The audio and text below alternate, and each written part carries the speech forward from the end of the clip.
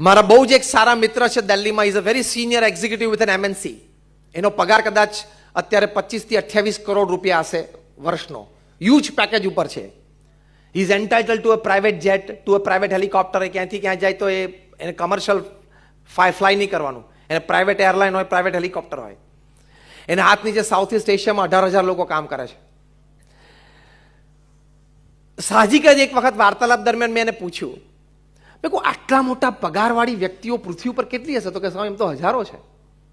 મેં કહું આમ 100 કરોડથી વધારે પગાર હોય વાર્ષિક, માલિક નથી હોય, કોણ છે? કર્મચારી છે.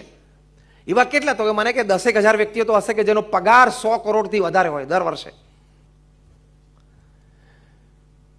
આપણને તો બહુ આશ્ચર્ય થયું.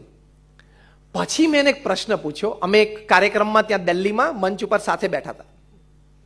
I just asked him a simple question. Because if you don't mind, I want to ask you a very simple question. તો કે yes. મેં કહું આટલા મોટા પગાર આપે, એ જે પોસ્ટ માટેનો ઇન્ટરવ્યુ નીકળે, એ ઇન્ટરવ્યુમાં એ વ્યક્તિને આ લોકો પ્રશ્ન શું પૂછે? કારણ કે એન્જિનિયર થઈને 6,000 ની નોકરી લેવા નીકળ્યો હોય, બી થયો હોય અહીંયા તમારે,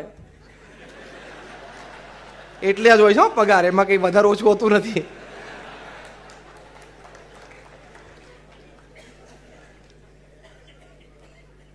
હું 10 યુવકો જે MBA થયેલા છે એને ઓળખું છું કે જે 8-10 હજાર રૂપિયાની જોબ કરે છે. એટલે તમારે એમ નહીં કે આઈ હેવ બી એન્જિનિયર અને MBA, so I have techno management degree. એ તમે IIT અને IIMમાંથી થયા હોય તો કામ નહીં. બાકી તો પ્રાઇવેટ કોલેજ બધી કેટલી છે. હમણાં 10 દિવસ પહેલા તમે ન્યૂઝપેપરમાં વાંચ્યું હશે કે ગુજરાત રાજ્યમાં 40% એન્જિનિયરિંગ સીટ્સ અત્યારે ખાલી છે. એ તમે પાસનું સર્ટિફિકેટ લઈને જશો ને તો તમને એન્જિનિયરિંગમાં એડમિશન મળશે. કારણ કે 40% ખાલી એટલે બિચારાને ભરવી તો ખરી ને પ્રાઇવેટ કોલેજોને, જે ટ્યુશનની ફી આવી એ. એટલે હવે એની કિંમત ઓછી થઈ ગઈ. તો આપણે વાત કરતા હતા કે મેં એને પૂછ્યું અને તરત બીજો પ્રશ્ન પૂછ્યો. મેં કીધું એકચ્યુઅલી એનો ઇન્ટરવ્યુ લેવા માટે જે વ્યક્તિ બેઠી હોય એ કોણ હોય? આજે જે પોસ્ટ ઉપર 150 કરોડનો પગાર ચાલુ થવાનો હોય, એ વ્યક્તિઓ કેવી હોય, એને પૂછવામાં શું આવે અને એને પૂછનાર વ્યક્તિઓ કોણ હોય? એટલે મને કે સાહેબ પહેલો હું સહેલો ઉત્તર આપી દઉં તમારા ત્રીજા પ્રશ્નનો, કે એને પૂછનાર વ્યક્તિ તો ઓફકોર્સ કંપનીના માલિકો હોય, ડિરેક્ટર્સ હોય, સ્ટેક હોલ્ડર્સ કોઈ હોય, બોર્ડ ઓફ ડિરેક્ટર્સ હોય. ફાઇન. મેં કહ્યું વોટ આર દે આસ્ક્ડ? એ લોકોને પૂછે શું? તો કે એ લોકોને એક જ પ્રશ્ન પૂછે. મને વધારે આશ્ચર્ય લાગ્યું. મેં કહ્યું શું એને પૂછે? તો કે જો જે વ્યક્તિ 150 કરોડ, 100 કરોડ, 50 કરોડનો પગાર ચાલુ થવાનો હોય વર્ષે, એ પોસ્ટ ઉપર ઇન્ટરવ્યુ આપવા માટે આવી હોય, એને કોઈ વાતે એના જીવનમાં ખામી નથી, કોઈ વાતે એને વહીવટ વ્યવહારમાં જાણવાનું નથી. એ પોતે 5,000 કરોડ, 25,000 કરોડ, 50,000 કરોડનો વહીવટ દર વર્ષે રમતા કરે છે. 10,000 વ્યક્તિઓ પાસે કામ લેવું એના ડાબા હાથનો ખેલ હોય છે. એને 15-25 વર્ષનો આ ક્ષેત્રનો અનુભવ હોય છે.